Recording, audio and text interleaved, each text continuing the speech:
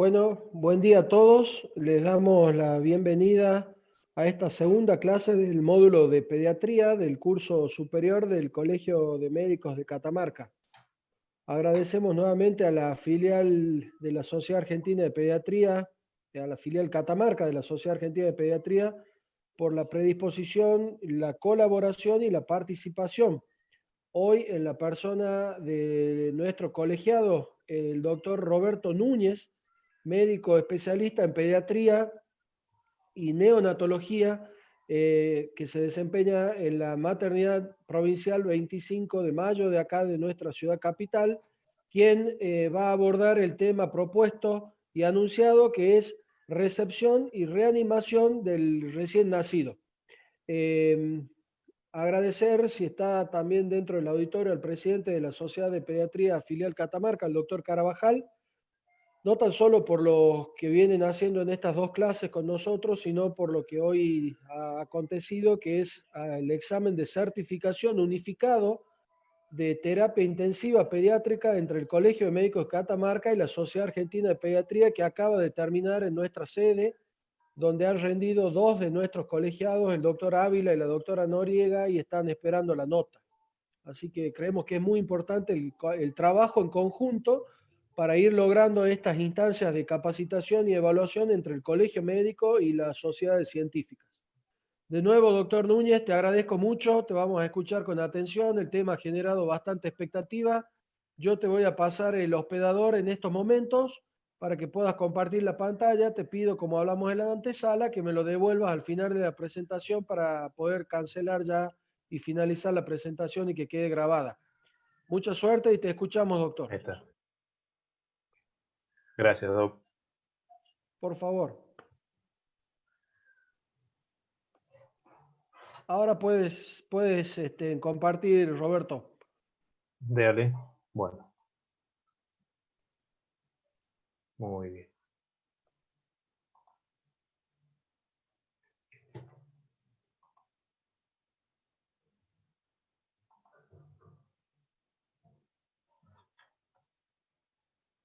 Muy bien, espero que se pueda ver. Haceme un OK los dos. Si pueden ver bien, ahí la llené. Perfecto. Bueno,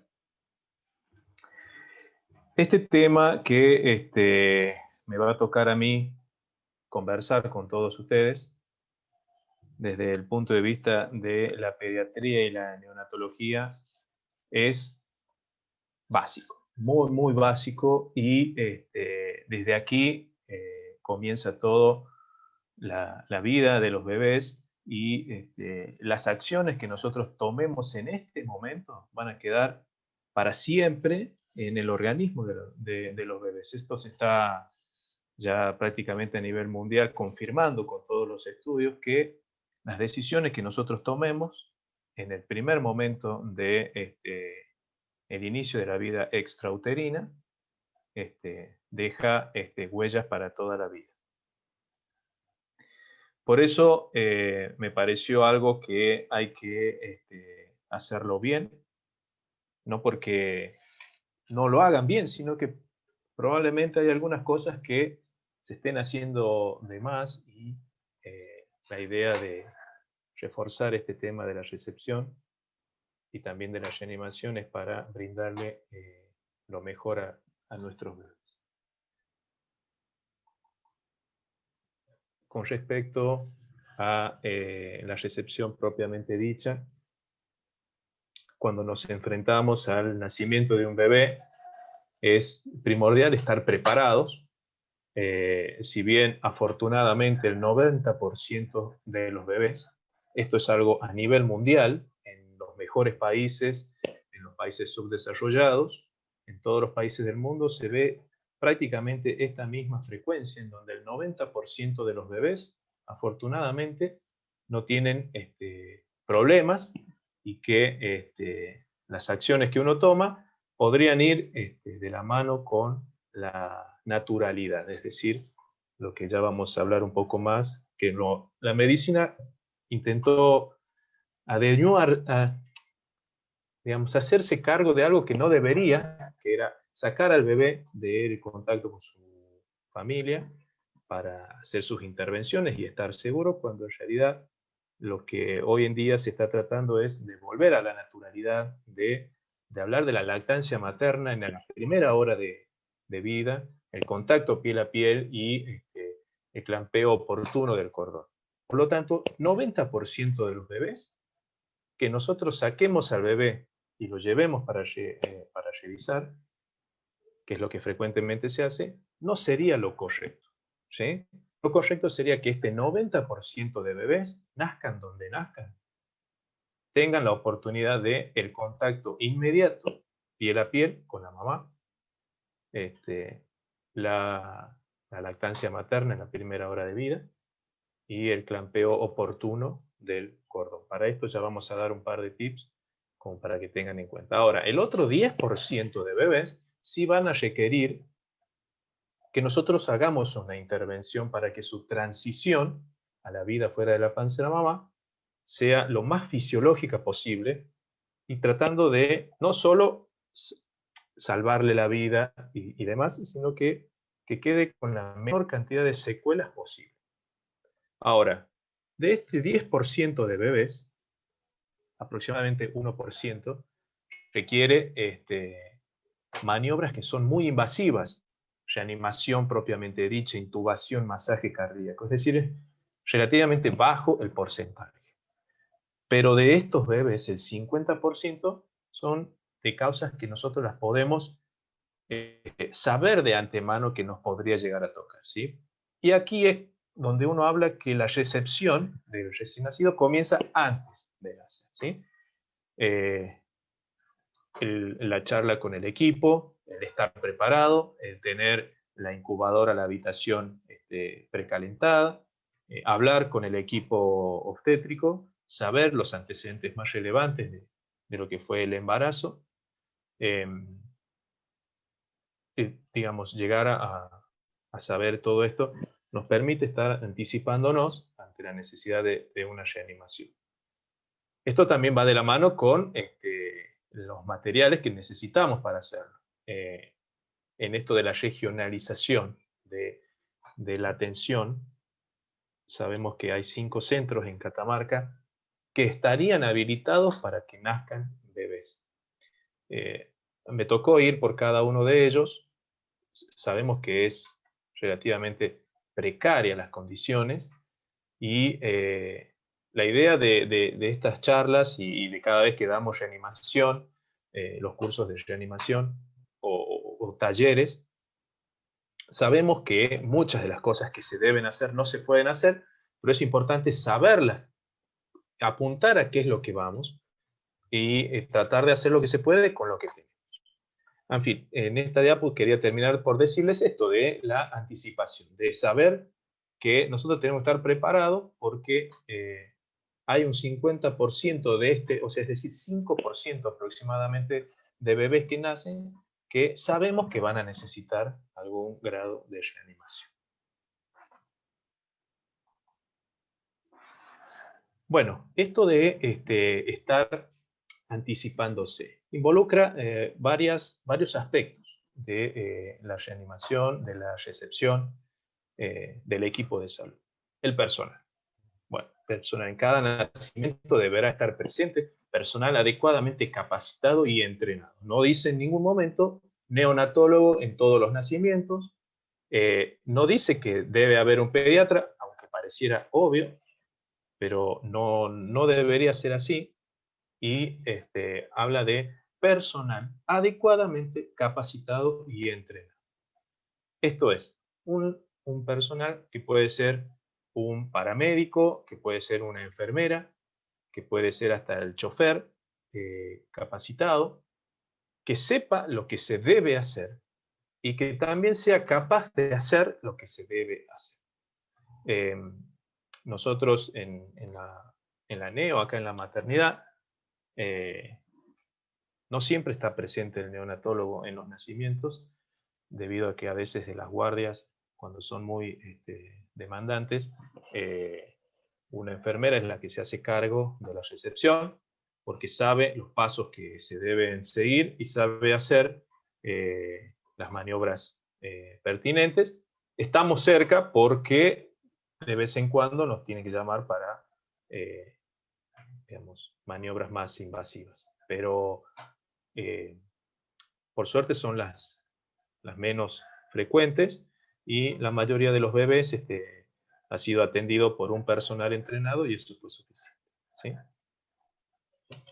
Por lo tanto, con respecto al personal, lo más importante es saber qué es lo que se debe hacer y que sea capaz de hacerlo, ¿sí? Y ya vamos a ir un poco viendo cada paso de la reanimación cuando nos toque hablar de eso, y van a ver que no siempre es importante intubar, canalizar, pero bueno, por supuesto que siempre si hay alguien capaz de hacerlo, es una ventaja, pero digamos son para momentos muy críticos y que no siempre son necesarios.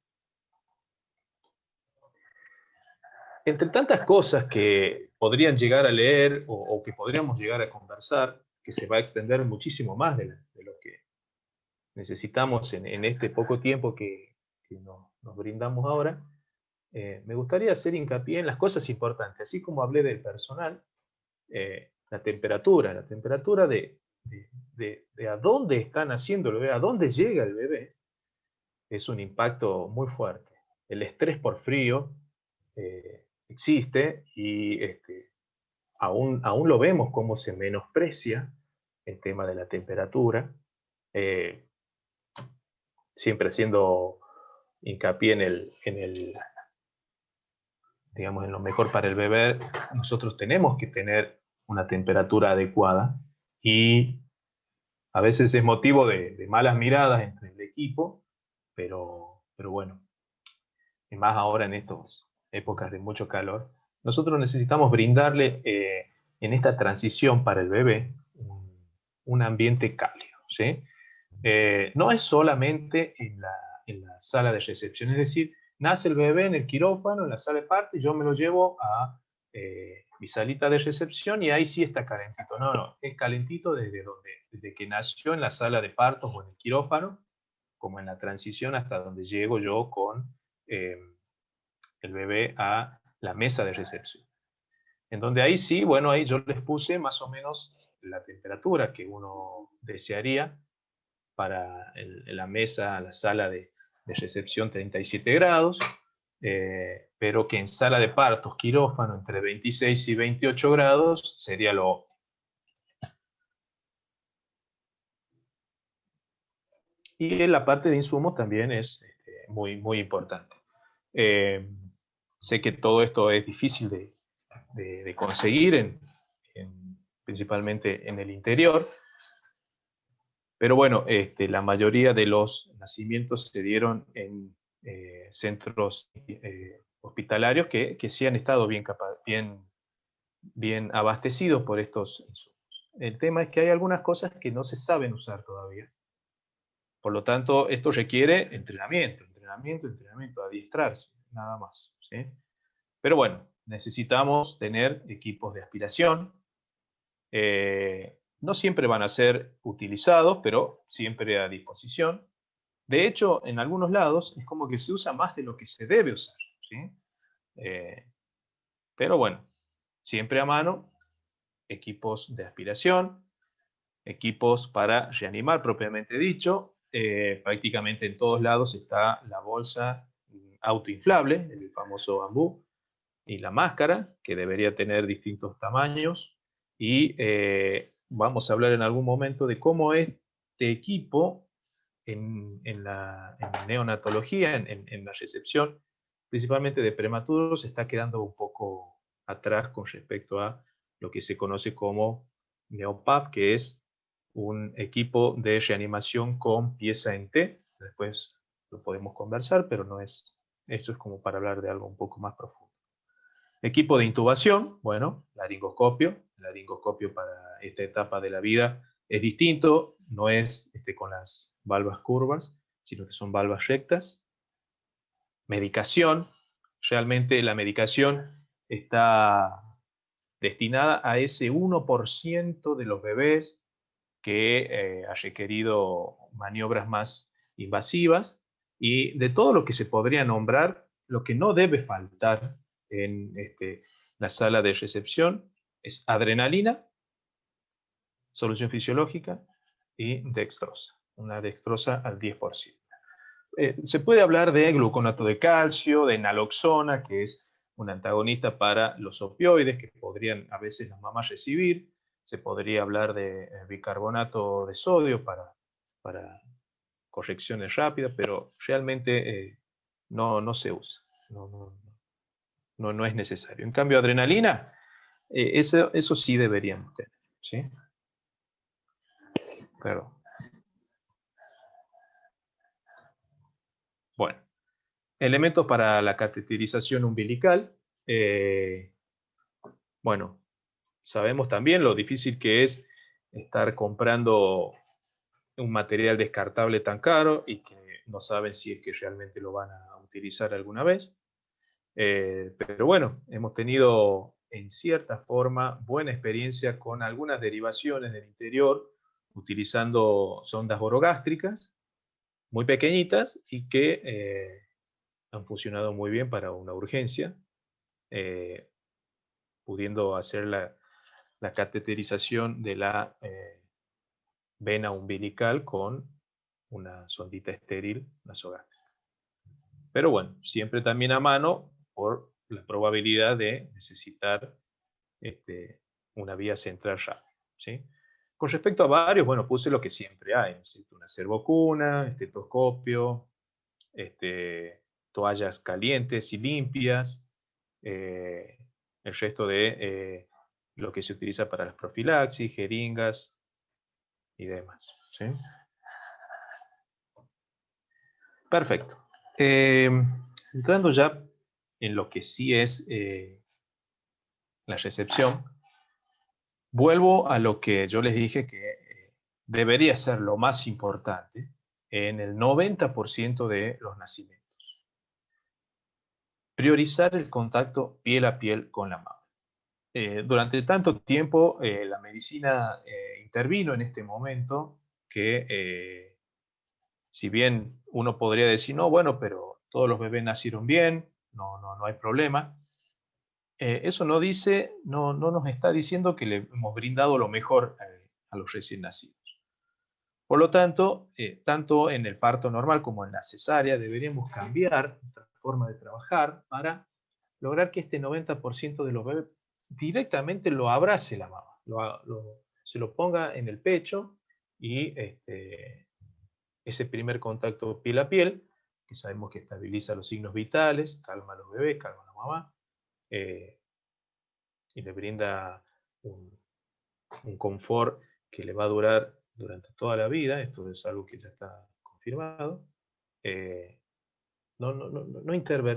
Debería haber una mínima intervención en donde nosotros, mientras la mamá lo tiene, lo besa, nosotros lo podemos ir limpiando, podemos ir observando lo que necesitamos observar, pero en todos los nacimientos, incluso en aquellos que podrían necesitar algún grado de reanimación, los primeros 30 segundos deberían estar los bebés en contacto con su mamá.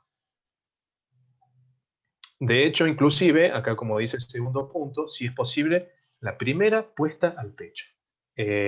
La lactancia que se obtiene, la lactancia materna que se obtiene en la primera hora de vida, los beneficios son innumerables,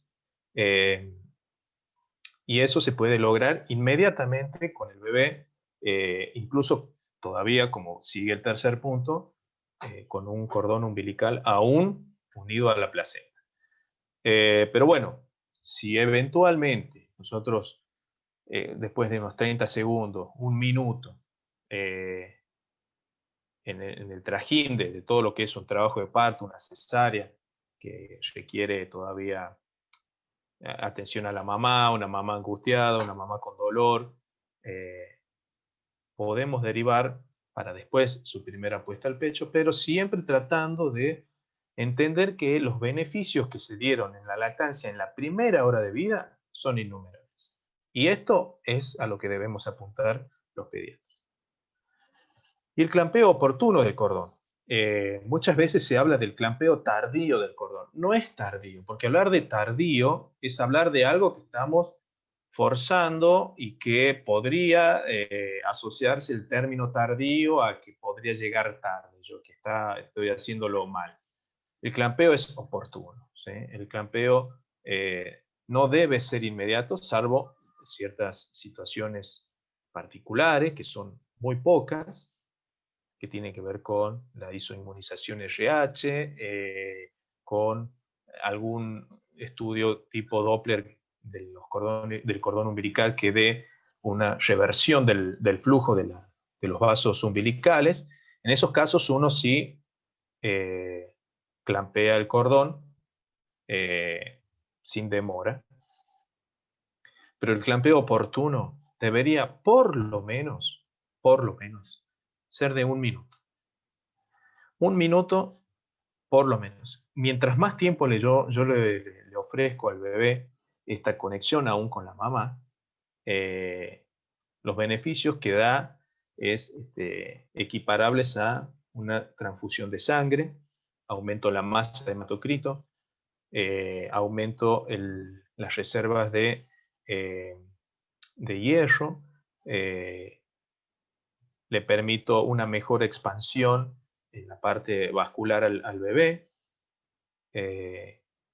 se asoció a menos episodios de hipertensión pulmonar persistente y dificultad respiratoria, aún en bebés que requieren reanimación. Esto significa que si el bebé yo estoy viendo que no tiene buen tono, que su respiración todavía se está tardando y no se está dando, yo podría, como dice los pasos iniciales que ya vamos a chequear, yo podría ir haciéndolos aún con el cordón umbilical conectado a la placenta de la mamá. No infiere mucho si el bebé está por debajo o por encima del nivel de la placenta. Y en muchos otros lados se está haciendo estudios en donde comparan un bebé que requiere reanimación aún con el clampeo a los 5 minutos, es decir, durante 5 minutos es muchísimo tiempo, y este estudio que se está haciendo son bebés que están siendo reanimados al lado de la mamá sin clampear el cordón. Ya los resultados preliminares son superiores, así que ya tendremos más novedades, pero en el mundo se está hablando de clampeos de 5 minutos en adelante. Ya en otros lados se hace, sin dudarlo, 2 minutos, pero por lo menos 1 minuto es mucha la diferencia entre un bebé que se clampea inmediatamente. Y todo esto, fíjense que en 1 minuto ya el bebé está contacto piel a piel, ya se pueden ir haciendo las primeras digamos, intervenciones donde uno lo observa al bebé, y en algunas ocasiones se puede lograr esta primera puesta al pecho. Pero esto se debería dar en absolutamente todos los bebés. Incluso, no vamos a ahondar mucho en este momento, pero en los prematuros extremos, si bien el clampeo se trata de hacer a los 30 segundos, aunque sean prematuros extremos, menos de 1000 gramos, se trata de derivar este clampeo 30 segundos por lo menos. Pero estamos hablando de bebés sanos, por demás sanos, 1 minuto. 1 minuto, 60 segundos antes de clampear el cordón. Esto es tarea prácticamente del obstetra, ¿eh? Pero bueno, nosotros estamos ahí al lado, es importante saber que podemos esperar.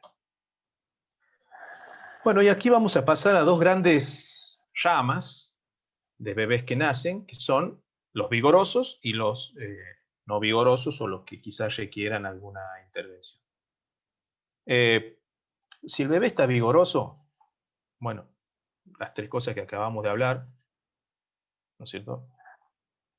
Eso va de una, baño. El baño no es algo que hoy en día se tenga que hacer de rutina, no tiene ningún beneficio en bañarlos inmediatamente a los bebés. por ahí se lo puede diferir al baño para una vez que el bebé llegue a casa, pero de hecho a los bebés que bañamos, que son los hijos de mamá que tiene serologías para HIV positivo o hepatitis B positivo, hay un beneficio teórico, ni siquiera demostrado, pero hay un beneficio teórico en que quizás esas secreciones con sangre que tiene disminuiría su contacto con estos virus y disminuiría su transmisión, quizás su contacto con el virus, pero el baño lo dejamos para esas situaciones y aún así no es algo que sea beneficioso. Pero sí el riesgo de bañar a los bebés y la pérdida de calor que podría generar. Así que prácticamente el baño de los bebés ha sido desestimado como una práctica rutinaria, así que espero que esto sea algo que no se esté usando. Pasamos a todo lo que ya hacemos todos los pediatras. Ahora sí, ya hemos sacado al bebé del contacto con su mamá, hacemos lo que nos corresponde y después vuelve con su mamá. Determinación de la edad gestacional. Saben que hay muchos métodos. Prácticamente el capullo es algo que se utiliza siempre, pero la estimación de la edad gestacional no hay nada más exacto que la ecografía en el primer trimestre junto con una fecha de última menstruación, digamos, confiable. Cuando estas dos determinaciones coinciden en edad gestacional, el error de la edad gestacional, 5 días más o menos aproximadamente. Después todas las otras determinaciones, una funda incierta, una altura uterina, una ecografía tardía, los métodos que nosotros utilizamos con el examen físico del bebé, le infieren un error de cálculo entre más o menos 1 a 2 semanas, más o menos, ¿sí? Pero bueno, es una práctica común y hay que hacerla. Principalmente también cuando se ven las restricciones de crecimiento, el examen físico y neurológico por sobre todo, es una buena herramienta. Antropometría y estado nutricional, ¿no es cierto? Peso, talla, perímetro cefálico, en algunas cuestiones el perímetro abdominal, y si uno va a lo más profundo, hay una metodología CAN que pone otras variables como los pliegues, la bola adiposa de Bichat. Hay varias determinaciones para el estado nutricional de los bebés. Pero bueno, con el peso, el perímetro cefálico y la talla es suficiente. Examen físico. El examen físico es corto, pero completo. Y bueno, esto ya es algo que cada pediatra, cada médico se hizo su rutina de cómo revisar. Pero bueno, cabeza, fontanelas, ojos, orejas, boca, paladar, labio. Lo que es en cuanto a la nariz, el tema de lo que uno por ahí le busca a la nariz es la atresia de Coanas. Es muy escasa digamos, su aparición, pero bueno, uno por ahí lo ve respirar bien y no tiene mayores secreciones, es suficiente para descartar atresia de Coanas. Cuello, pasamos a las clavículas, brazos, miembros, manos, la cantidad de dedos, pasamos a tórax, la entrada de aire, la forma de respirar, pasamos a la parte cardiovascular. Saben que en este momento hay un cambio cardiovascular, hay una transición que seguramente se termina de establecer a las 72 horas, pero en los 10 primeros minutos se empiezan a cerrar los shunt, los cortocircuitos internos, y la tensión interna la tensión de oxígeno en la sangre, que pasa de saturación del 60%, lo que equivale a todos los bebés con cianosis. Requiere más o menos 10 minutos para que este shunt y esta nueva oxigenación del lecho vascular, estos cambios de presiones, más o menos lleguen a los 10 minutos en una saturación preductal de más o menos entre 85 y 95%. ¿Sí? Aquí esto hace hincapié en que la cianosis es algo normal y que no debemos apuntar al rozado inmediato de los bebés. ¿Sí? Bueno, examen físico, abdomen, buscar masas, el aspecto del cordón umbilical. Se puede contabilizar los vasos sanguíneos, pero hoy en día que tenga una arteria y una vena no es sinónimo de malformación renal, como durante tanto tiempo se sospechó. Si bien solicitar estudios para terminar de verificar si la parte renal y de las vías urinarias son normales, no es algo que se deba hacer de rutina. ¿Sí? Pero bueno, como la ecografía es un método inocuo y no invasivo, se le puede solicitar. Pero una arteria y una vena no es sinónimo de malformaciones renales. Genitales, pasamos a ver los genitales. El ano, la inspección de la región perianal, con la simple observación es suficiente. ¿Sí? Es prácticamente en desuso el pasar la sonda para verificar la permeabilidad anal, así que con la sola observación sería suficiente. Y ante la duda de de algo que les llame la atención, falta de pliegues, un ano que sea anterior, o realmente se lo vea en contigüidad, no se vea el orificio, bueno, se puede intentar pasar la sonda, 3-4 centímetros sería suficiente, pero no como una práctica de rutina. Y el resto de los miembros. Ya que nombré el tema de la sonda, vuelvo a la parte esofágica, como una práctica que antes se hacía de rutina, pasar la sonda para verificar la permeabilidad esofágica. Eso es algo que está totalmente en desuso.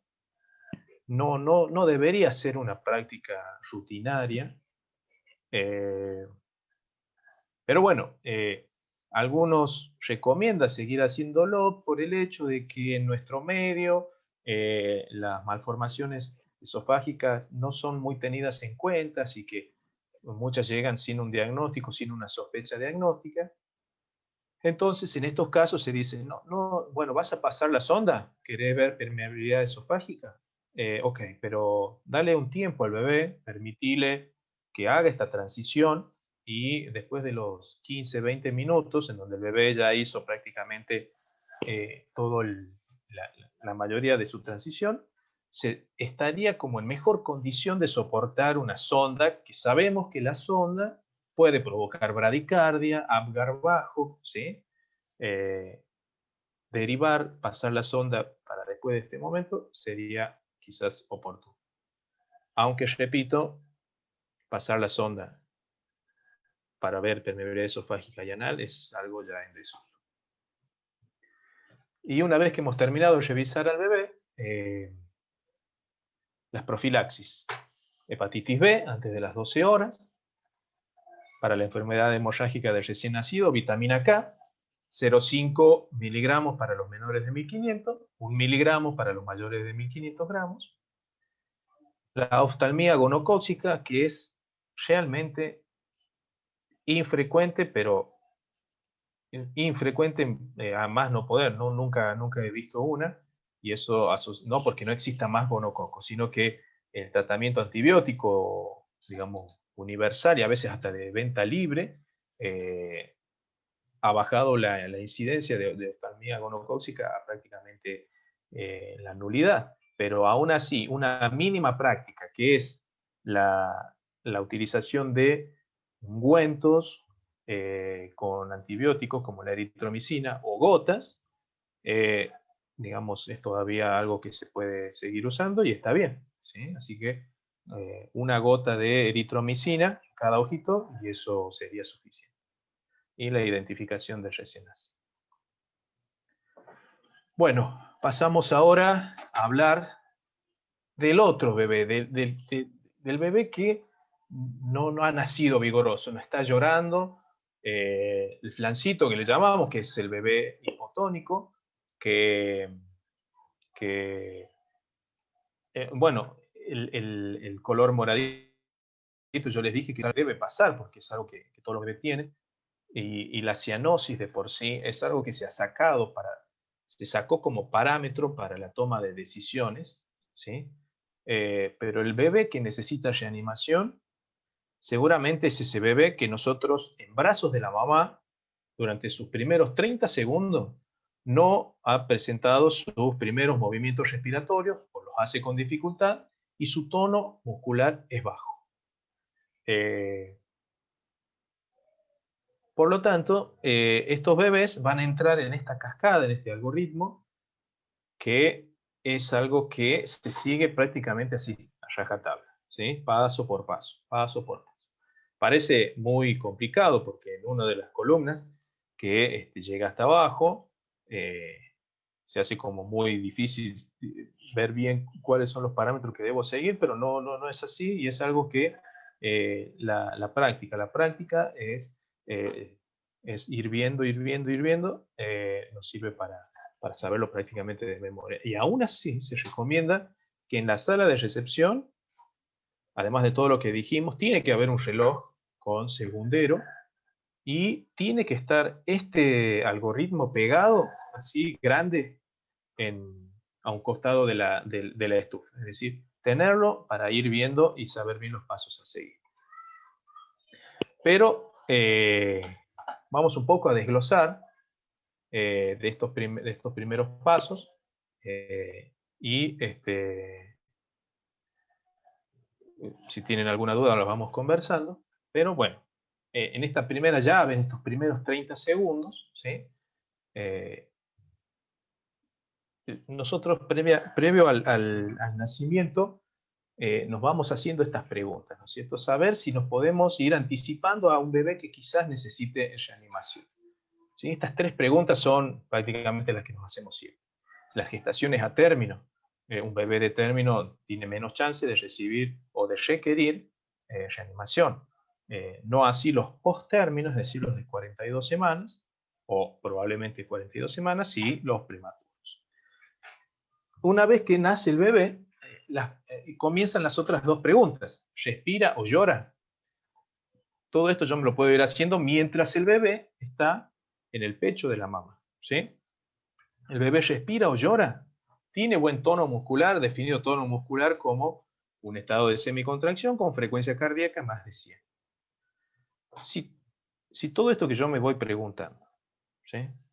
La respuesta es sí, es decir, es a término, respira, el bebé está llorando, tiene buen tono, continuamos con contacto piel a piel, clampeo oportuno del cordón, y si continúa en buen estado el bebé, lactancia materna, ¿sí?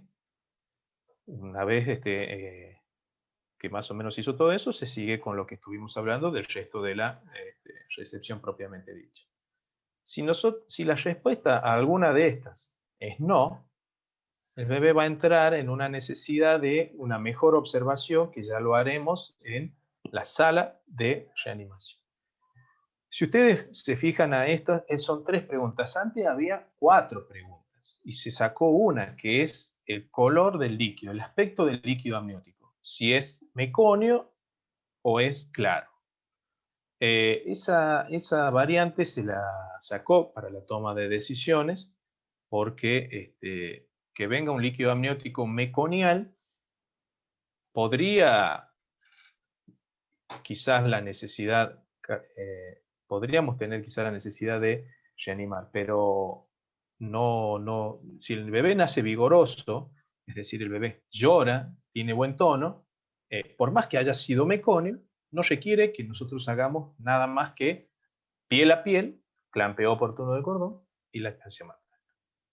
Pero bueno, si el bebé en alguna de estas preguntas que nos hicimos es no, lo trasladamos al sector de recepción y comenzamos con los pasos iniciales. Los pasos iniciales son 3 y que involucran continuar con la entrega de calor de un ambiente térmico neutro, y para eso se requiere la sala de recepción adecuada, que debería ser 37 grados aproximadamente, es decir, brindarle calor y secarlo. Secarlo también es una forma de brindarle calor porque evitamos la pérdida de calor por irradiación.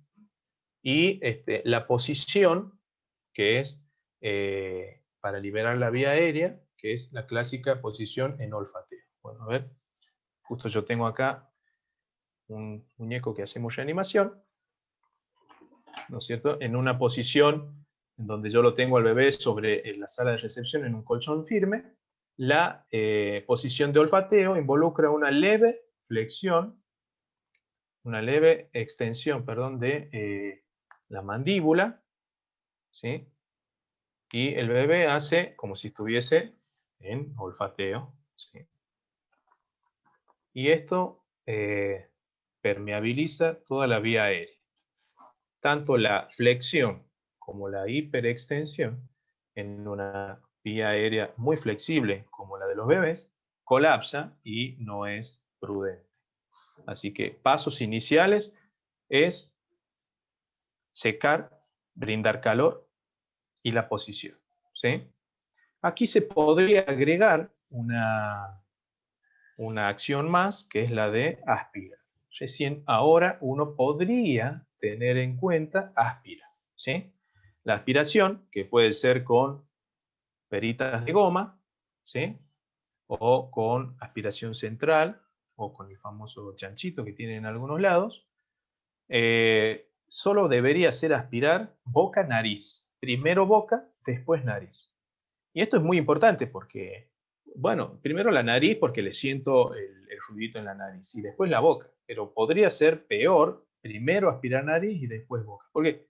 Porque si yo aspiro nariz, bueno, los pediatras que hacemos recepción sabemos esto, que vos aspirás la nariz y automáticamente el bebé hace un reflejo y lo que quizás no había aspirado en ese reflejo lo aspira más. Por eso es primero boca, después nariz, ¿sí? Y es una aspiración suave. Si tenemos la posibilidad de medir cuánto estamos usando de aspiración, no debería ser superior a 100 milímetros de mercurio. Y si no, con la bombita de goma eso es suficiente. Pero en los pasos iniciales son 3. Y probablemente la aspiración. Una vez que hicimos esto, que no nos llevaría más de 30 segundos, en donde 20 segundos ha estado en los brazos de la mamá, mientras yo coloco al bebé en el calor, cambio la toallita, lo seco y lo pongo en la posición de olfateo, comienza la parte B de este algoritmo en donde yo empiezo a buscar las dos variables que nos van a marcar toda los pasos de la reanimación, que es la frecuencia cardíaca y la forma de respirar. En ningún momento habla de color, ¿sí?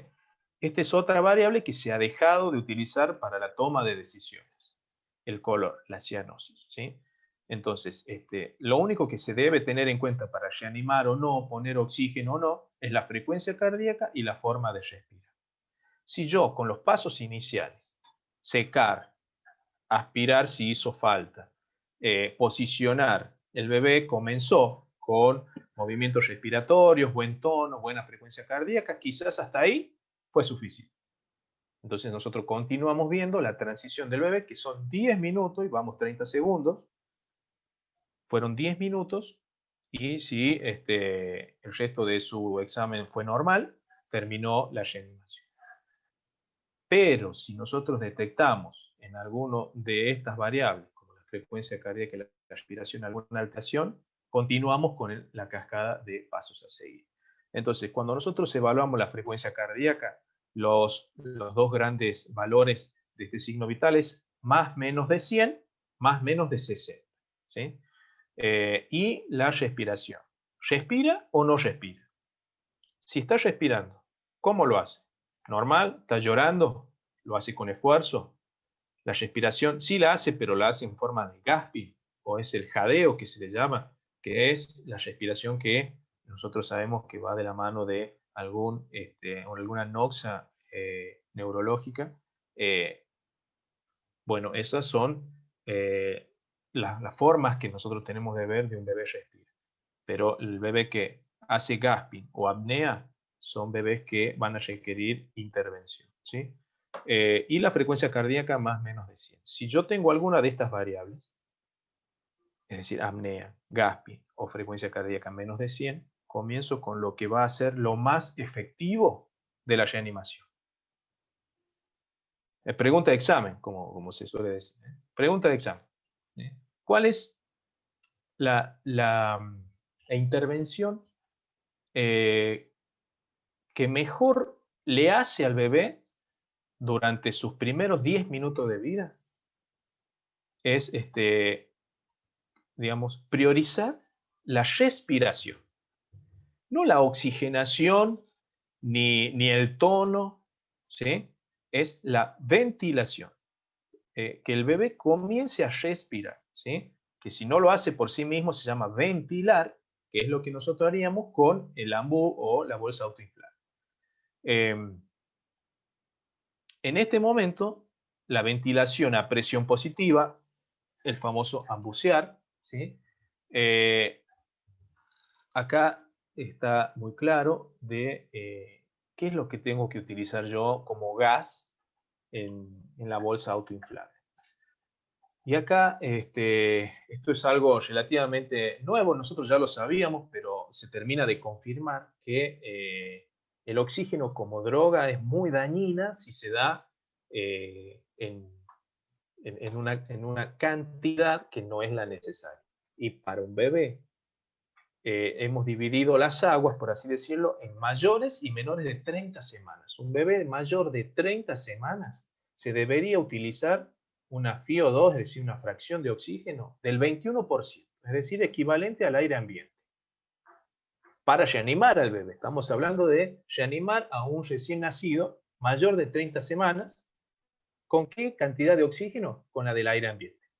Es decir, puede ser con la bolsa desconectada a cualquier entrada de gas, o si tenemos la posibilidad de hacer la mezcla de oxígeno y aire, 21%.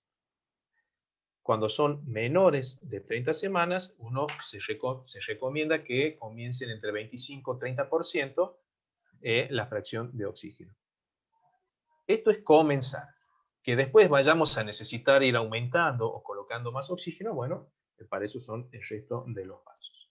Pero un bebé que hicimos los pasos iniciales, que vimos que tiene un jadeo, un gasping, una respiración ineficiente o no respira, apnea, su frecuencia cardíaca ronda los 100, nosotros debemos comenzar con la ventilación a presión positiva. Quizás durante estos primeros pasos, la estimulación del bebé podría tener algún beneficio de comenzar con la respiración, pero si hasta este momento, es decir, durante los primeros 30 segundos, durante los segundos 30 segundos, en donde yo ya lo estoy viendo con su respiración ineficiente, y yo ya hice el estímulo, que ya les voy a contar bien cómo se debe hacer, hasta acá llegó el estímulo. Ya seguir estimulando, que es el que nosotros le decimos, basta de amasar al bebé, ¿sí? No sirve ya. Ya lo que sirve es priorizar la ventilación del bebé. Entonces, en 45 segundos, 60 segundos a lo sumo, si el bebé no ha comenzado su respiración, ya debería estar recibiendo ventilación a presión positiva, ¿sí? Entonces, con o sin oxígeno, bueno, eso ya lo van a ir midiendo. Sé que probablemente en el interior todavía esto se medir el oxígeno. ¿Cómo hago la saturación de oxígeno? Y a ojo, porque no, realmente no sé en estos momentos, quizás alguno de los doctores, estaba la doctora Teme, me podría decir, saturómetro en la sala de recepción, no creo, quizás tengan uno para todo el internado, pero bueno, lo correcto, de nuevo, y acá en este algoritmo está el cuadro de la saturación deseada, es decir, cuánto debería saturar un bebé para yo colocarle oxígeno. Pero si de todos modos no tengo saturómetro, yo debo comenzar la reanimación con oxígeno a una fracción ambiente, 21%. ¿Sí? Y acá el paso entonces más importante, la ventilación a presión positiva. Yo tomo esta decisión de comenzar con la ventilación durante 30 segundos. Es decir, cada toma de decisiones dura más o menos 30 segundos. Si durante los 30 segundos yo no he tenido mejora en la frecuencia cardíaca, mejora en el tono muscular y respuesta de la mecánica respiratoria, vuelvo a evaluar la frecuencia cardíaca y la respiración para la toma de nuevas decisiones. Pueden ser volver a continuar con la ventilación a presión positiva, quizás empezar a aumentar el oxígeno y asegurar y corregir las maniobras que yo estoy brindándole. Por eso el uso correcto de la máscara, del ambú, es muy importante. Y en este momento comienza, en este momento, donde en el cuadro dice asegurarse y corregir bien la maniobra, se utiliza un acrónimo, Mr. SOPA, ¿sí? En donde esto se utilizó porque se vio en muchos estudios que la reanimación de un bebé que llegaba a este punto y no mejoraba, no era porque la noxa del bebé era muy grave y no nos permitía sacarlo adelante, sino que la mayoría de las veces llegábamos a este punto sin mejoría del bebé porque no hacíamos bien los pasos iniciales y la ventilación. Entonces este Mr. SOPA, ¿sí? Que es un acrónimo que significa M de máscara, que significa colocar bien la máscara. Comienza con la elección correcta de la máscara, que vienen en 3 medidas, tienen un borde acolchonado, inflable, todo eso tiene que estar bien, tiene que tener la medida adecuada para cubrir boca y nariz, que hagan un buen sello hermético, ¿sí?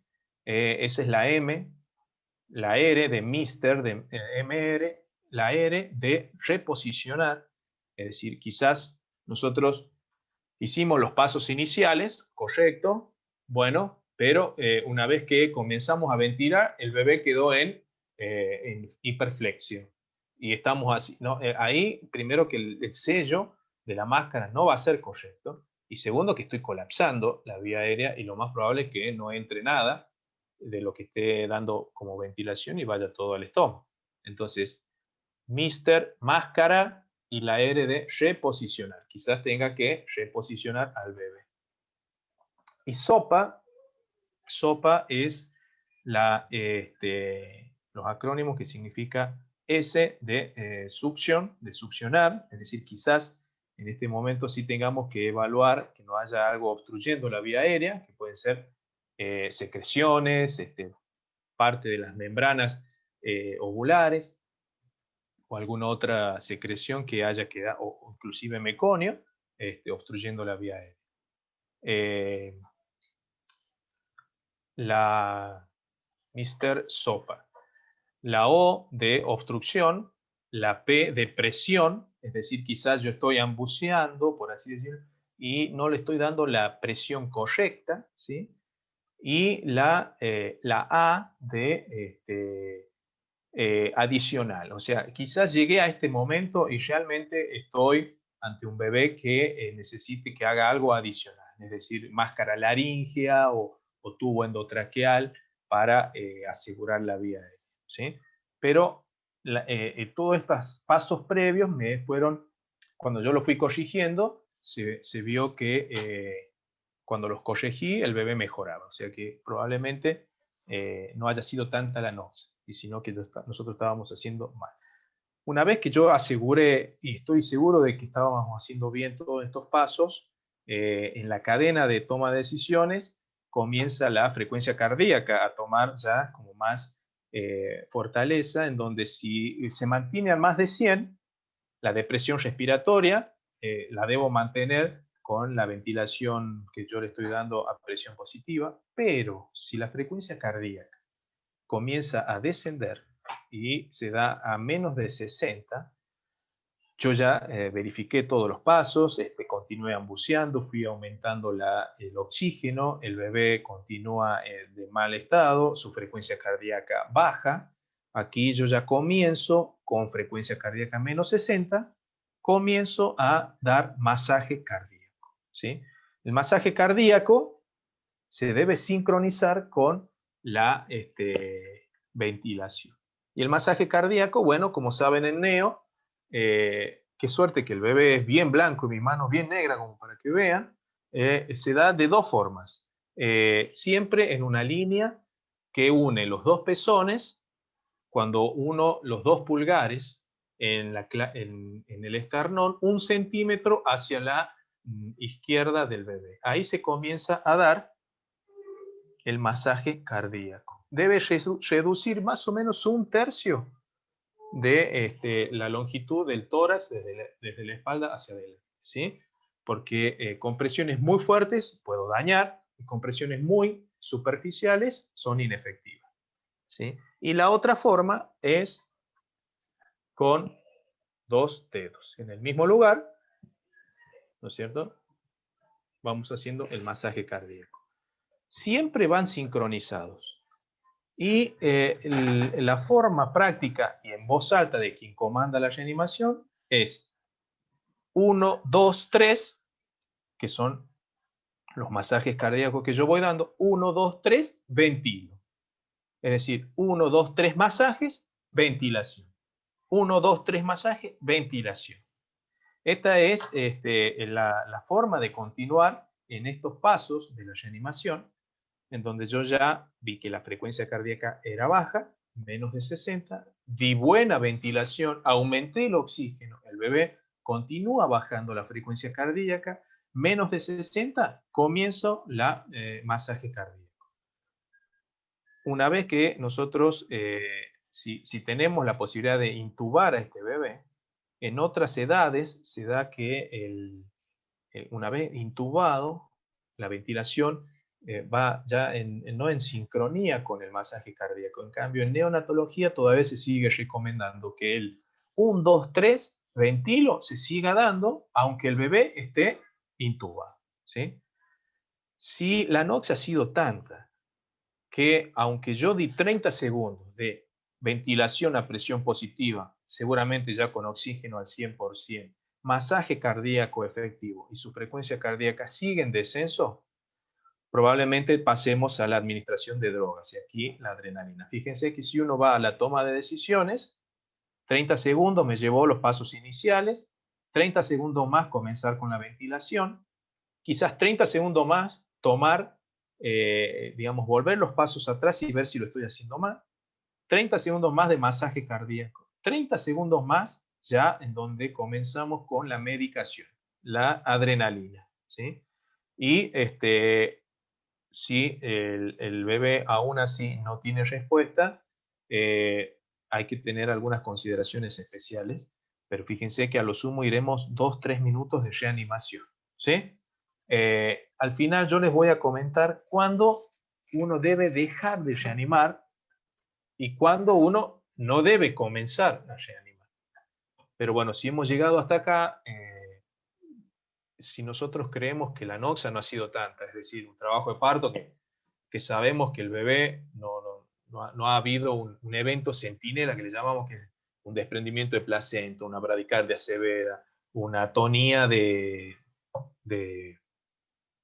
útero, o una ruptura de útero, es decir, un evento centinela grave, que sabemos que el bebé sale muy mal y que nos puede llegar a dar esta mala evolución en la reanimación. Si llegamos a este punto, debemos empezar a pensar en las patologías especiales, que son el neumotórax, que es la hernia diafragmática o malformaciones pulmonares y cardíacas, o incluso en la ruptura de la vía aérea, ¿sí? Son consideraciones especiales cuando nosotros vemos un bebé que no entendemos por qué no responde a la reanimación y llegamos hasta el uso de medicación, de adrenalina, de oxígeno al 100%, intubado, masaje cardíaco, y no responde. Pero bueno, si en alguno de estos puntos el bebé comienza a tener respuesta, mejora su frecuencia cardíaca, dejamos el masaje cardíaco, dejamos la medicación, continuamos con la ventilación, y a partir de ahí vienen los cuidados especiales por reanimación, que bueno, eso es algo que involucra el traslado del bebé, seguro. Primero de la sala de recepción a la sala de neo, y si están en algún hospital que no tiene neo, desde ese hospital hacia la maternidad. Pero acá hay un cuadrito muy importante de las metas de saturación. Esto es muy importante porque cuando vos comenzás a ver un bebé que después de los pasos iniciales y demás, empezás a ventilar con oxígeno al 21%, y si tengo la posibilidad de utilizar un saturómetro, se lo coloco en la mano derecha, que es la saturación preductal, siempre debe ir ahí el saturómetro, me va a dar la información de cuándo yo debo poner oxígeno, ¿sí? Y acá al costadito dice monitorización de la saturación, administrar oxígeno según la tabla de valores deseados. Es decir, si yo voy a los 3 minutos, que un poco estuvimos conversando de quizás nos encontramos en esta parte, en una mala evolución, un bebé con masaje cardíaco quizás, y si la saturación está por debajo de 70, yo debo ir aumentando el oxígeno, ¿sí? Pero recién a los 10 minutos se logra, en un bebé normal, una saturación de 85-95%. Ustedes saben que menos de 85 es la cianosis periférica. Entonces, siempre a los 10 minutos en un bebé normal va a estar con algún grado de cianosis. Esta tabla es para refregarles en la cara de que no tienen que estar rosados los bebés, que no den oxígeno por dar oxígeno, porque realmente hasta el cáncer infantil se ha asociado al uso indiscriminado del oxígeno en la etapa neonatal, entre tantos otros problemas. Pero empiecen a ver cómo fraccionamos el oxígeno que entregamos. Yo sé los problemas del interior, en donde no hay un oxígeno central, por lo tanto, mezclar los tubos es complicado, porque de por sí el tubo de aire comprimido no es un aire medicinal, pero bueno, se podría hacer, digamos, mezclando a distinto flujo un tubo de oxígeno y un tubo de aire, ¿sí? Y un poco para ir terminando, quería hacer hincapié en algunas cosas. ¿Aspirar o no? Esto fue un gran dilema entre los pediatras neonatólogos de tantos años que siempre aspiraron, y hoy que dicen no hay que aspirar. Muchos dicen, sí, cuando nosotros empezamos no había que aspirar, después dijeron hay que volver a aspirar, y ahora vuelven a decir que no hay que aspirar. Bueno, ¿qué decirles a la experiencia? Que la medicina se basa en la evidencia, y la evidencia te dice, no hace falta aspirar. Desde ya, no he visto que se siga haciendo, pero antes el bebé sacaba el hombro, ¿no es cierto? Y ya lo comenzaban a aspirar. No sirve de nada, ni hablar del paso de la sonda, como estuvimos hablando hace un ratito. Le paso la sonda porque hay que aspirarle las secreciones. Sí, bueno, pero ¿para qué si la sonda se la estás pasando al estómago? O sea, estás aspirando secreciones del estómago que en la parte respiratoria no le estaría perjudicando. ¿Qué pasa si hay meconio? Bueno, en la toma de decisiones del algoritmo de ahora, se ha sacado al meconio como parte de la toma de decisiones. ¿No? Porque el meconio ya no es tan agresivo y ya no da neumonitis química, ni da el famoso SALAM, que es el síndrome de aspiración de líquido amniótico meconiano, sino que se ha visto más daño en los bebés que uno intenta intubar para aspirar el meconio, que los bebés que se priorizó la ventilación, más allá del impacto del meconio en las partes distales del estómago, en el cual, por supuesto, le dio una comorbilidad en donde estuvo asociado a una internación y demás, pero que la ventilación donde fue priorizado, el bebé que se priorizó su ventilación, digámoslo así, le fue mejor que al bebé que se le aspiró con tubo endotraqueal y todo, se le aspiró el meconio. Por lo tanto, en la toma de decisiones, si el bebé nace vigoroso, más allá de con meconio o sin meconio, es limpiar quizás las secreciones de la vía aérea superior, eso es todo. Y si el bebé nace deprimido, con meconio, salvo que el personal que esté ahí sea un avesado y adiestrado en la intubación, se podría llegar a hacer una aspiración de meconio un poquito más invasiva. Pero ya de por sí, instrumentar la tráquea se asoció a peor distensibilidad del pulmón, bueno, muchas otras cosas que al fin y al cabo hay que tratar de no perder tiempo en aspirar el meconio. ¿Sí? Otro punto que quería hacer hincapié, pero esto lo hago porque en la neo lo vemos, ¿sí? En la neo de la maternidad, cómo se estimula un recién nacido. Dijimos en algún momento, si el bebé lo vemos como un poquito hipotónico, que su respiración todavía no es muy efectiva, después de esos 30 segundos lo llevamos a la sala de recepción y mientras yo evalúo su respiración y su frecuencia cardíaca, puedo ir estimulando al bebé. La estimulación es suavemente en la espalda del bebé, ¿sí? Suavemente en la espalda del bebé o palmaditas en la planta de los bebés, ¿sí? Supongo, se me fue desinflando el muñeco. Unas leves palmaditas en la planta de los bebés. Si eso que yo hice apenas un par de segundos fue suficiente para que el bebé comience con respiraciones más efectivas, perfecto, bueno, quizás se terminó la reanimación, el bebé comienza sus respiraciones espontáneas y hace su transición normal. Pero si yo veo que en esto que yo estoy evaluando, su forma de respirar, su frecuencia cardíaca, lo sequé, le hice un poco de estimulación y el bebé no respondió, tengo que ir a los pasos siguientes, que es la ventilación, es priorizar la ventilación.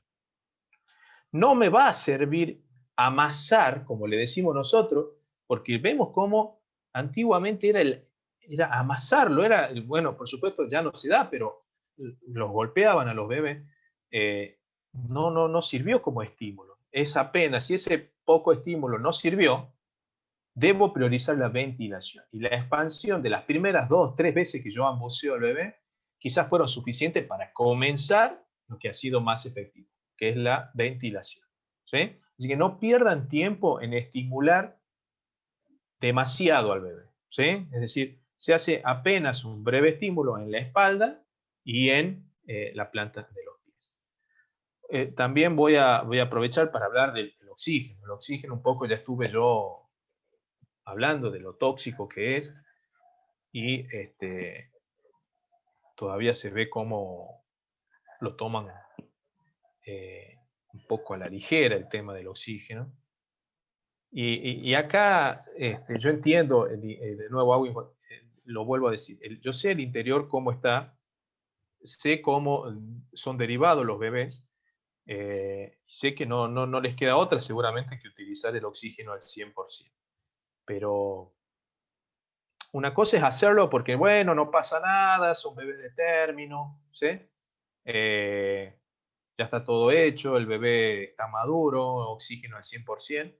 Y otra cosa es decir, pucha, qué macana que no puedo mezclar el oxígeno, sé que le hace mal, pero no me queda otra. El bebé respira mal, yo no tengo una neo acá, lo debo mandar a la neo y, bueno, va con oxígeno al 100%. Pero bueno, el oxígeno es tóxico y saturaciones por encima de 95% con oxígeno que no necesita se asoció a displasia pulmonar, problemas respiratorios, parálisis cerebral, alteraciones en la maduración de la retina, dislipemias y asociado a síndrome metabólico en la adolescencia y en la adultez, y cada vez está cobrando más fuerza, como yo ya les dije, el cáncer infantil, ¿sí? Asociado al oxígeno, digamos, en la etapa neonatal. Por lo tanto, la pregunta es, bueno, oxígeno. ¿Cuándo le doy oxígeno? ¿Cuánto oxígeno le doy? ¿Y cómo se lo doy? ¿Sí? Estas preguntas es muy de especialista. Esto nosotros debemos medirnos en cómo brindamos oxígeno. ¿Cuándo? Bueno, nosotros nos planteamos una saturación deseada basado en el peso, en la edad gestacional, en la patología de base, ¿sí? En la saturación. Entonces, ¿cuándo le doy? Bueno, cuando no llega a los límites que yo quiero. ¿Cuánto le doy? Eso es titular el oxígeno, es decir, ir fraccionándolo para ver cuánto necesita. ¿Y cómo se lo doy? Bueno, las distintas formas de asistencia van desde el halo, que es un sistema de alto flujo que se está prácticamente dejando de utilizar y se está pasando cada vez más a la combinación de oxígeno y presión. Y aquí el CPAP de burbuja es una forma de administrar presión positiva mezclada con oxígeno seguramente, o con aire ambiente, quizás sea suficiente. Y bueno, ¿cómo también se lo puedo dar? Bueno, con la asistencia de una ventilación invasiva, es decir, un bebé intubado y demás.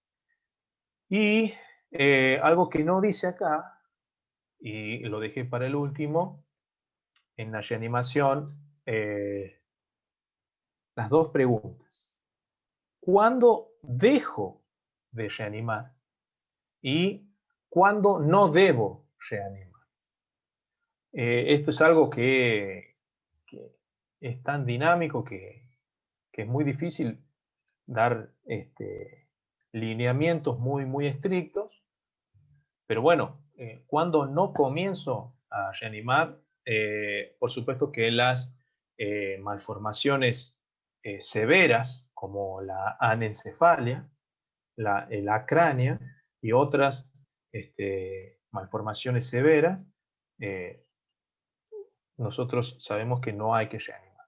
Otras malformaciones cromosómicas, pero que deberían estar confirmadas, como son el síndrome de Edwards, que es la trisomía 18, si ya está confirmada, seguramente los papás también ya saben cuál es el pronóstico, más allá de que hoy en día hay síndrome de Edwards que viven muchos años, pero que si uno estaba en consenso con cada institución y con los padres, porque la toma de decisión también tiene que involucrar a los padres, podría ser correcto no comenzar la reanimación en síndromes cromosómicos severos, en malformaciones severas, y el paradigma de la prematurez. Se utilizó mucho tiempo el 500 gramos, más o menos 500 gramos, pero bueno, por supuesto que en nuestro medio es prácticamente la mortalidad del 100%, las edades gestacionales menores de 25 semanas, pero nosotros debemos brindarle entre las 23 y 25 semanas de edad gestacional, indistintamente del peso, pero que más o menos en un embarazo sin otros problemas hasta ese momento, 23, 25 semanas equivaldrían más o menos a 400 gramos de peso. Menores a esa edad gestacional o menores a ese peso, podría ser recomendable no comenzar con las maniobras de reanimación, ¿sí? Y cuando yo dejo de dar reanimación en un bebé que ya he comenzado, un desprendimiento de placenta, no un accidente, el bebé que nace en mal estado, yo hice todos los pasos, adrenalina, intubar, bueno, un bebé que tiene un Apgar 0 a los 10 minutos, recién ahora estoy hablando de Apgar, fíjense que durante toda la reanimación no he hablado de Apgar, porque el Apgar que uno usa para un puntaje para el minuto y los 5 minutos de vida, se debe seguir utilizando en los bebés que no responden a la reanimación. Pero recién como que cobra importancia es en estos bebés en donde no responden a la reanimación. Y un Apgar 0 a los 10 minutos, o un Apgar 2, 3 a los 20 minutos, está asociado a una mortalidad del 100% o una comorbilidad severa. Y uno aquí hace hincapié en la calidad de vida que le está brindando a los bebés. Por lo tanto, está bien discontinuar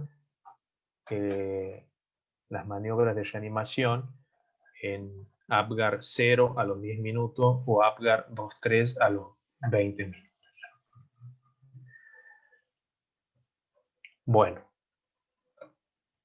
he intentado ser lo más claro posible en los puntos que en nuestra práctica diaria vemos como más importantes.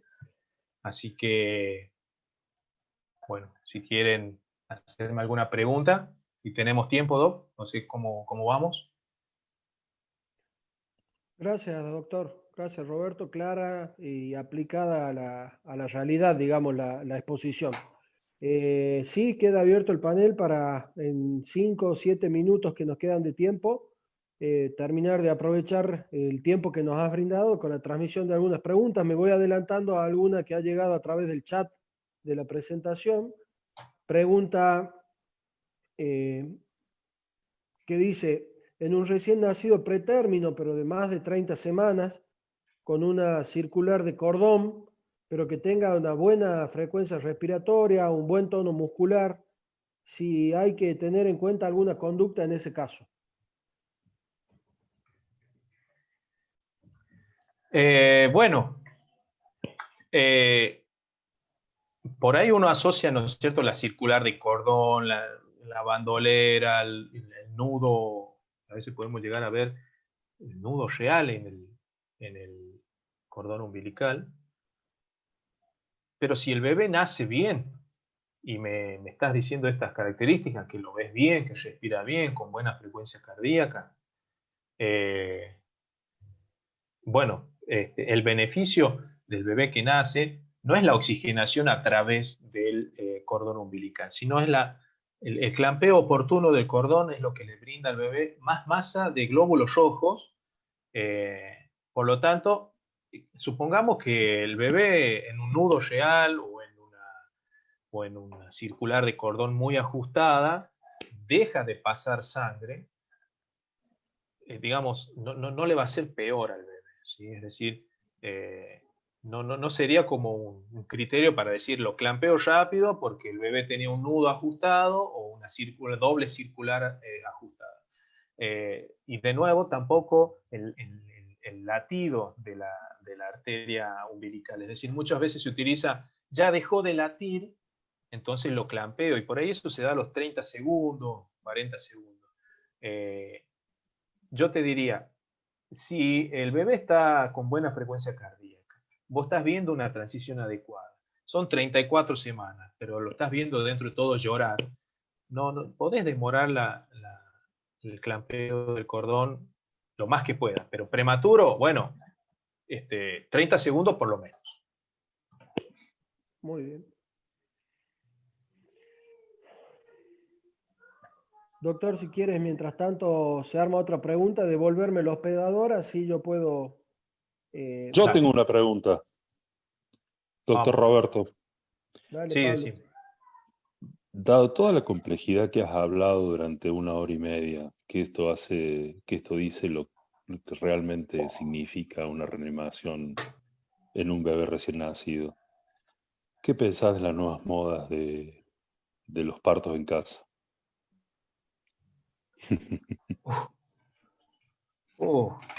Qué ¿Te la puse en el tema, qué ángulo? ¿Te la tema. puse en el ángulo? Sí, pero acá está Armani, o sea que la Bien, atajo. dale, hermano, dale. No, la verdad que es... Mira, es tan complejo que es difícil dar una respuesta. Sí, vos sabés que incluso entre los neonatólogos ahora con esto de la pandemia tenemos hasta un chat entre los neonatólogos y esto que estás hablando, esta pregunta tuya, es una incertidumbre en donde incluso entre los neonatólogos hay como una discusión. O sea, sabemos que la forma nuestra de trabajar ha asegurado que prácticamente la mortalidad de un recién nacido ha caído muchísimo comparado con con la era prehospitalaria, en donde todos los partos eran domiciliarios, que la mortalidad era altísima. O sea que es indiscutible el tema de que la mamá y el bebé, digamos, se mueren menos, se mueren prácticamente, la mortalidad es bajísima en comparación con un nacimiento domiciliario.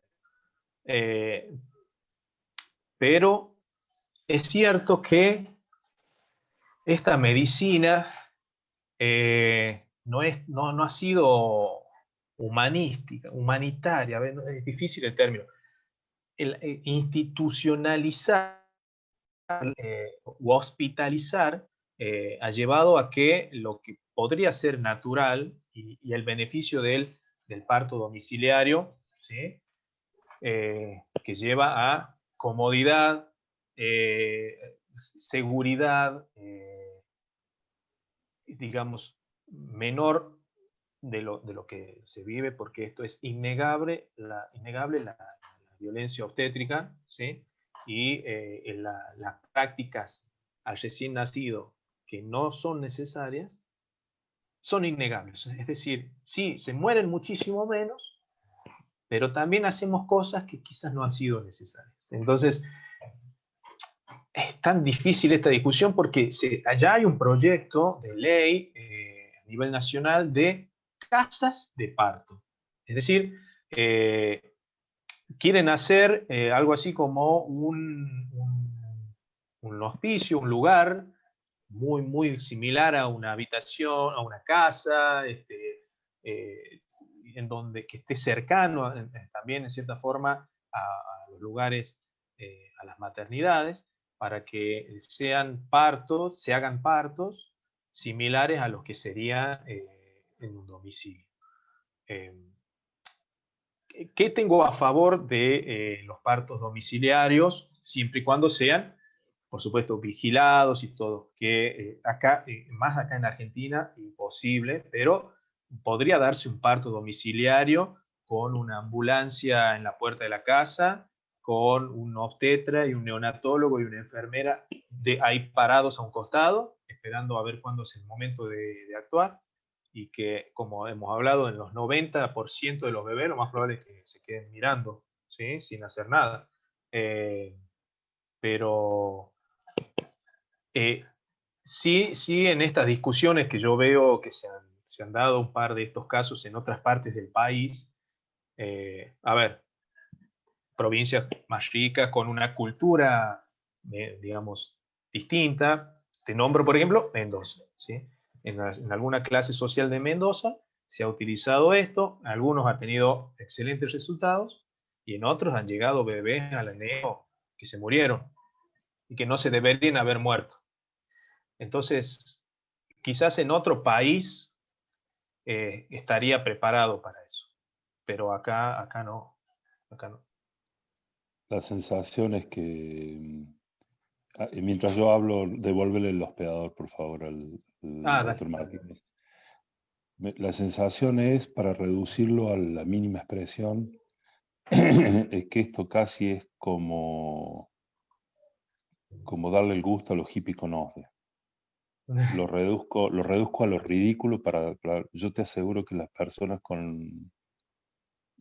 más pobres y más necesitadas de la atención médica quieren la atención hospitalaria.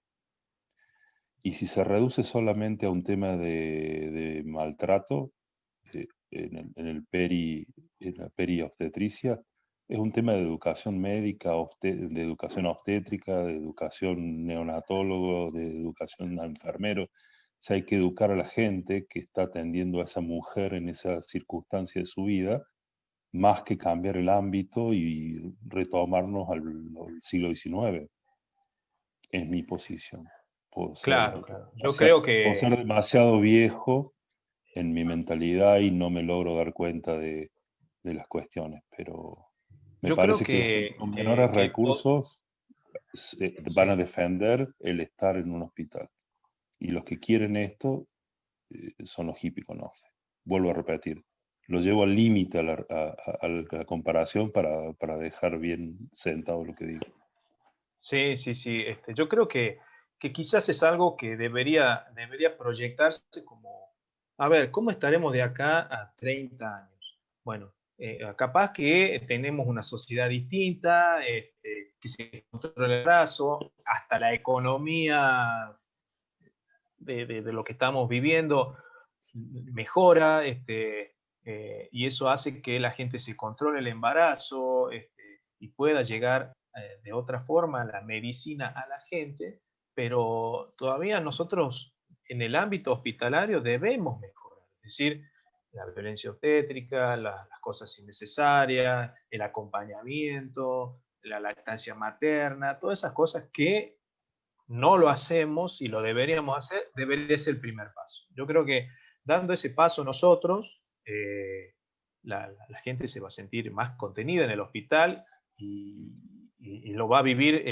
la ida al hospital, el nacimiento, un poco más natural hasta que estemos mejor preparados como para recién después pensar cómo estaremos en Suecia, en Estados Unidos, que hay toda una movida más establecida y bueno, está muchísimo mejor preparada, pero no, nosotros estamos lejísimos, lejísimos de eso.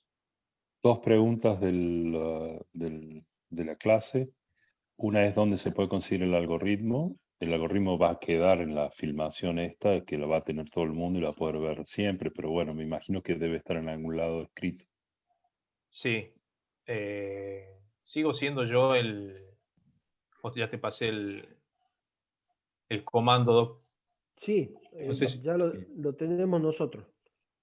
¿Cuál Sí, sería la vía o la posibilidad de que nos envíes por mail o algo el algoritmo? Así lo sí, sí, distribuimos. sí, yo les puedo mandar, pero así a grandes rasgos, yo quería ver si lo podía, no sé si estoy compartiendo todavía la pantalla, pero bueno, entras a Google, Ministerio de Salud de la Nación, Bien. Ah, y ahí así de fácil. Bueno, entonces el algoritmo es el algoritmo que figura de la norma del Ministerio de Salud de la Nación. es la norma del Ministerio de Salud. Perfecto. Y ahora ya cada vez hay más preguntas. Otra es que en el interior a veces el dosaje de oxígeno es muy complicado porque no hay oxígeno central, sino por un Sí, tubo y bueno, lo que ya exacto, sabemos que pasa. exacto. Cómo se soluciona ese tema? Bueno, eh, como te digo, yo fui a los 5 centros capacitados para esto. Me tocó estar al lado de la doctora Teme durante meses en mi preparación como residente. Lo conozco al interior. Yo fui a hacer un relevamiento de esto. He ido un par de veces a dar, ¿cómo se llama? Talleres y demás. Y bueno, me surge decirte, mira, en Belén yo fui y el hospital tenía anexado una terapia intensiva a todo, a ver, permitime, no sé si te va, a todo orto, donada por la minera lumbrera, respiradores, cama que se movía, ecógrafo portátil. ¿eh? Sí, Eh, el colegio médico la conoce porque nosotros la hemos ido a visitar. Es muy bonita. en ese momento cuando yo fui, era como decir, ¿para qué? ¿Para qué semejante terapia? Había un médico capacitado, 2 médicos a lo sumo en el manejo de una terapia intensiva para adultos y no había oxígeno central. La recepción tenía una servocuna que no hablaba, que no andaba. Hay incubadoras con baterías rotas, o sea que si vos la desenchufás se apagaba. No tenían equipo de rayos, es decir, yo lo intubo al bebé como para mandarlo bien. ¿Cómo sé que está bien el tubo? No puedo hacerle rayos. O sea, idealmente esto es, digamos, varias aristas tiene. Si yo capacito al personal, les digo, la FIO 2 tiene que ser 21%, le vas a ir subiendo de a poquito, y ellos lo van a saber hacer, pero y si yo no tengo los materiales, no sirve. Y por ahí yo hago todo bien en el Que, ambiente hospitalario, y lo mando en Roberto, la ambulancia. sí. Sí. No, no, decime. Lo que Y la pregunta es, porque, cómo hace un médico que está ante un bebé con algún grado de distrés en el recién nacido y tiene que ponerlo a 21, prácticamente, con un tubo de oxígeno al lado? bueno, a 21, el interior va a tener que jugar entre el 21 y el 100%. Bueno, pero Que el rango es grande. el 21, el rango es grande, porque el 21% es el aire ambiente. Es decir, si yo lo Sí. coloco al bebé con el ambú y le voy dando ventilación, es al 21%. Si yo conecto la bolsa a una fuente de oxígeno, como por ejemplo el tubo de oxígeno que me va a dar oxígeno 100%, el 100% ese va a variar de acuerdo al flujo, es decir, qué tanto abro yo el tanque. Pero con más de 5 litros, toda la bolsa de reservorio y todo eso ya le van a dar cercano entre el 90 y el 100%. Entonces, si yo le doy menos flujo, no sé cuánto le estaré dando. El Entonces, todo lo famoso que a es en el ojo. inter es a ojo. Hay algunas prácticas que, por supuesto, no se recomiendan, pero no hay otra. Te dicen, si yo conecto el ambú al oxígeno a 5 litros, que me está dando más o menos un 90%, si yo le saco la bolsita de reservorio, es decir, viste que tiene, el ambú tiene su... A ver, espera.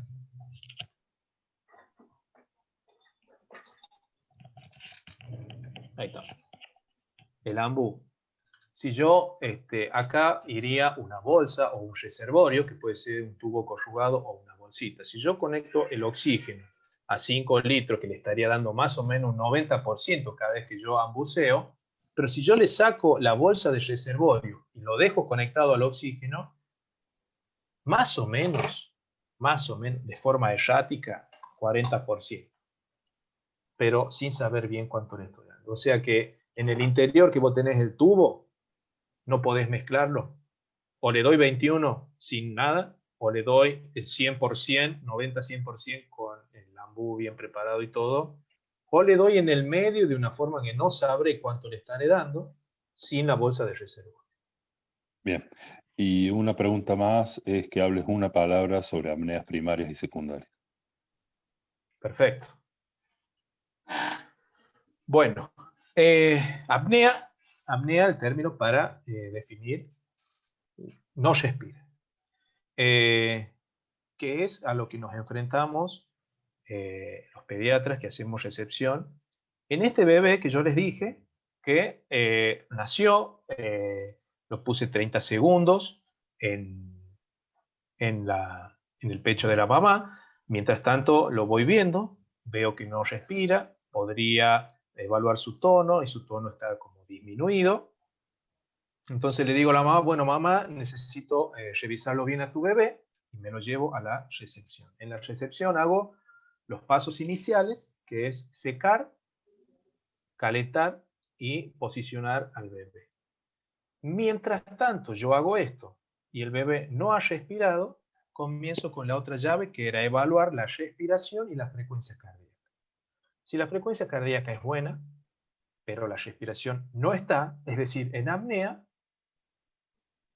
comienzo yo en mi mente quizás, o una vez que yo termine todo y me vuelvo para atrás y digo que este bebé habrá estado en apnea primaria o secundaria. En ese momento es apnea, indistintamente si es primaria o secundaria.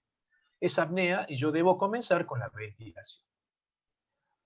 La apnea primaria está asociado a noxas que no han sido muy severas y que probablemente con la estimulación inicial, con la aspiración, con quizás un par de veces que le hice ventilación, el bebé comienza a respirar, ¿sí?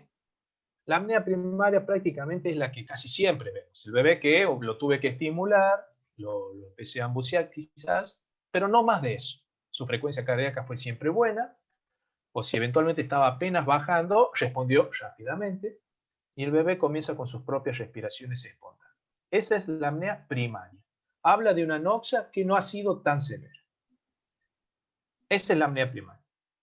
Entonces yo terminé la ventilación, el bebé empezó a respirar mejor, bueno, termino de revisarlo, siempre hizo después de eso una respiración normal, lo observé quizás 10 minutos más, 15 minutos y no hubo problema, se lo doy a la mamá y yo hablo con la enfermera o con el médico y le digo, bueno, hizo una apnea primaria seguramente, quizás un trabajo de parto un poco prolongado, no más de eso. La apnea secundaria, hasta ese momento es igual, pero no responde a los primeros pasos de la reanimación. Y esto, si uno pudiera medir, la frecuencia cardíaca va a ir cada vez en mayor descenso, y si pudiéramos medir, que no se hace de rutina, la TA, la tensión arterial, también baja el bebé. Entonces, lo más probable es que en la apnea secundaria la anoxia ha sido mayor y los pasos fueron requiriendo cada vez mayor complejización, es decir, seguramente ventilación a presión positiva, cada vez más oxígeno, masaje cardíaco, y acá pudo necesitar adrenalina y resolvió, o masaje cardíaco y resolvió, y bueno, la apnea secundaria empezó a revertirse, y después de que el bebé, tuve que usar adrenalina, no es suficiente que lo vea bien ahora, va a necesitar cuidados post-reanimación, aunque sean 24 horas, y yo después hablo con el obstetra y le digo, mira, estaba en una apnea secundaria, no revertía, ¿qué pasó? Y no, bueno, vimos desprendido la mitad de la placenta, por ejemplo, entonces la anoxia probablemente haya sido mayor. Entonces,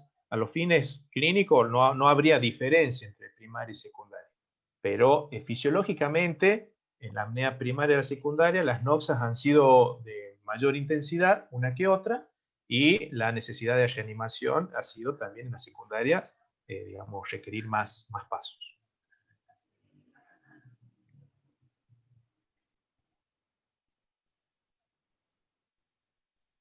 Clarísimo, Roberto. Muchísimas gracias. ¿Alguna pregunta del panel? Porque en el chat y en Facebook ya no tenemos preguntas.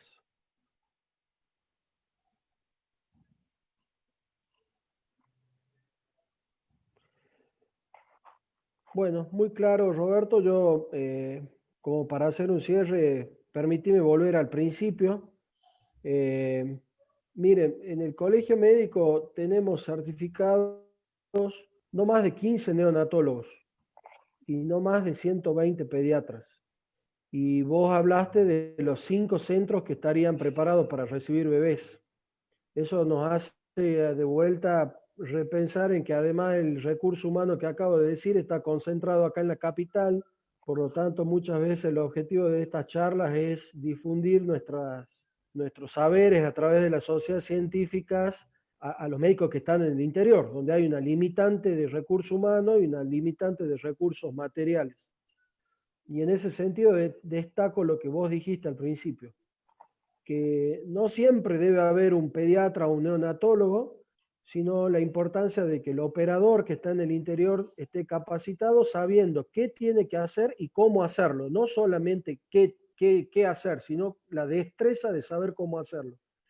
Y después destacar el valor de la anticipación a través del control prenatal y la historia clínica perinatal para saber qué estamos recibiendo, y por más que esta exposición tan clara haya durado 2 horas, volver a que cuando el bebé nace, en la transición, la temperatura ambiente, el contacto piel a piel y la sagacidad en la inspección del médico y en el control de los signos vitales, frecuencia cardíaca y respiración, nos va a permitir gran parte de la actuación, más que pensar la reanimación del recién nacido desde la superespecialidad, la intubación y demás.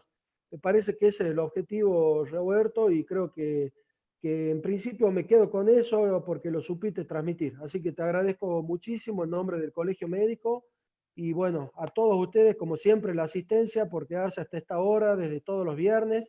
Una aclaración a nuestros alumnos no médicos.